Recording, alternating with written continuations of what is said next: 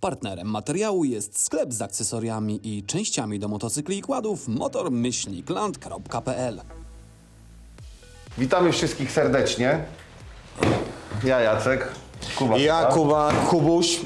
Kubuś, mam kilka pytań co do kładowania, co do ligi, co do Okej. twojego kłada. Okej. Opowiedz nam, jak to się, w ogóle skąd to się wzięło, skąd ty jesteś? Dlaczego startujesz w lidze ATV? Zaczęło się od tego, że w ogóle zacząłem pracować dla Motorlandu, no bo jak wiesz, jestem z branży aktorskiej, konferencjerskiej, poniekąd reklamowo-eventowej. Z racji tego, że zawsze byłem po prostu zainteresowany i zajawiony motocyklami, wszystkim co jeździ, co ma silnik, no bo... Dajcie mi drzwi od stodoły, to polecę, tak? Tak, czy na brytwance z samej góry w zimę, to po prostu wiedziałem, że nie ma się nad czym zastanawiać, tylko w to wchodzę i dosłownie rzuciłem wszystko, to co robiłem dotychczas, pasja i chęć występowania przed kamerą i właśnie to, że no po prostu mam stabilne życie zawodowe, nie? To jest właśnie pytanie następne, Tak. które się nasuwa. Jak powstał ML Racing? Pojechaliśmy na nagrywkę z 2 kładami do MB Racing, do Mariusza, którego też pozdrawiam. I tam robiliśmy jakąś mapę, sprawdzaliśmy je na hamowni. Wtedy też już pojawiły się QJ-e, zarówno SFA 1000, jak i SFA 600.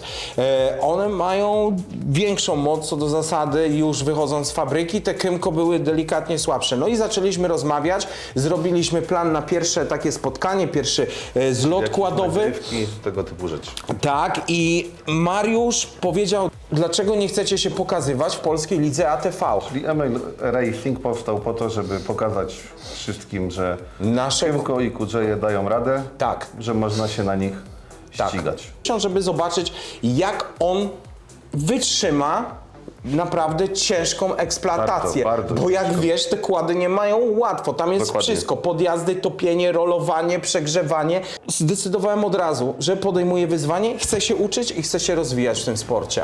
Rozumiem. Powiedz nam, jak się rozwijały twoje umiejętności na kładach. Czy masz jeszcze jakieś bariery? Czy coś jeszcze chcesz udoskonalić? Zaczęło się od tego, że zacząłem po prostu indywidualnie jeździć. Byliśmy na pierwszym zlocie z Michałem ATV, gdzie właśnie pojawił się Kubańczyk, który zaczął testować naszego SFA 1000 i wtedy rozmawialiśmy o tym, jak go udoskonalić. Natomiast no to była taka pojeżdżawka, no to wiesz, w teorii jesteś w stanie zaznajomić się ze sprzętem, ale pierwsze takie profesjonalne szkolenie było u Oskara Pieprzaka w Nowym Targu, u niego na torze i potem pojechaliśmy w góry kolejnego dnia. No i tam faktycznie nauczyłem się bardzo dużo. Powiedz nam teraz, jak twoje MX-u zostało przygotowane do tych rajdów. Szybko, Kierownica. MX-u 550, klasa Under 600, czyli my tutaj nie możemy mieć żadnego tuningu. To ma być kład fabryczny. Możemy mieć niewielkie modyfikacje, możemy, nie możemy. Odblokowanie, żeby jechał więcej niż 60 na wariatora. godzinę. Dokładnie, bo homologacyjnie no to jest T3B, czyli ciągnik rolniczy. Tutaj mamy LED bar, na ostatni rajd został zamontowany, bo w Bieszczadach jeździliśmy nocą pierwszego dnia, więc trzeba było doświetlić sobie drogę. Mamy kierownicę typu flex. Opony. Tutaj są obory na felgach 12-calowych, stalowych. Fajnie by było mieć na przykład z bedlockiem felgi, żeby jeździć na jeszcze mniejszym ciśnieniu, no i na Bieszczady na przykład opony błotne, chociaż pierwsze rajdy jeździłem tutaj na stokowych oponach. I pierwsze 2 rajdy, czyli Drawsko-Pomorskie i Chojnów, pojechałem na zwykłych stokowych oponach. I prawda jest taka, że przy niewielkiej modyfikacji, kupując taki pojazd z salonu, ucząc się, cokolwiek wiedząc więcej o tym sporcie, o Można już metodyce, tam sobie fajnie możesz po pojeździć. prostu zacząć startować, możesz się starać przynajmniej podejmować jakąś, wiesz, rywalizację. Jakie były przygody, ile musiałeś trenować w ogóle, żeby zacząć Powiem- w miarę jeździć? Powiem tak, jeśli chodzi o jazdę na kładzie, to jeżeli tylko masz warunki, masz na to przestrzeń, to w moim przypadku było tak, że to uzależnia, stary, przepadasz, po prostu przepadasz. Wciąga cię to. Jeździsz. Ja miałem czas, że po prostu gdziekolwiek, stary, nie jechałem na weekend, a jeszcze mamy tor pod firmą, gdzie tylko jak można było, to sobie brykałem.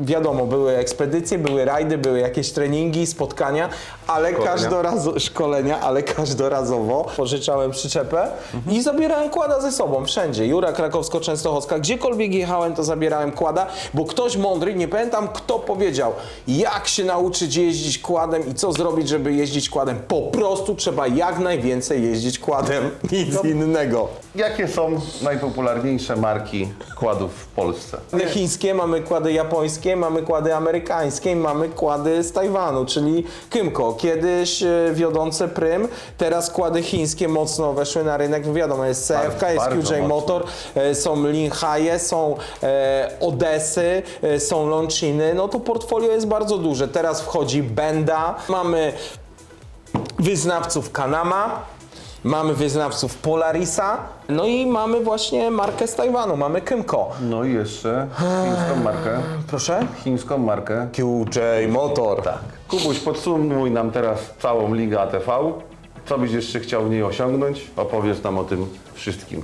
Było 5 rajdów, ostatni rajd był dwudniowy, bardzo wymagający. Pierwszy Drawsko-Pomorskie, 200 km, 3 rundy po 70 km w kurzu, przerwa tylko na tankowanie, 5 godzin. Drugi rajd to był Chojnów, czyli Park Vegas, gdzie ludzie już jechali z takimi, wiesz, barkami, ramionami, no bo tam był zakręt za zakrętem, naprawdę był mocno wycieńczający, tak zwana piaskownica.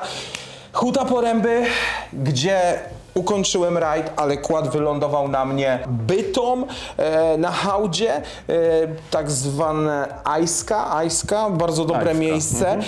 Tam było i brodzenie, i podjazdy. 5 rajdów, byłem punktowany, z tego co wiem, 25 zawodników w klasie Under 600, ukończyłem na miejscu 7, 5 punktów mi brakło do 6. Wszystko ukończone. Wszystkie ukończone.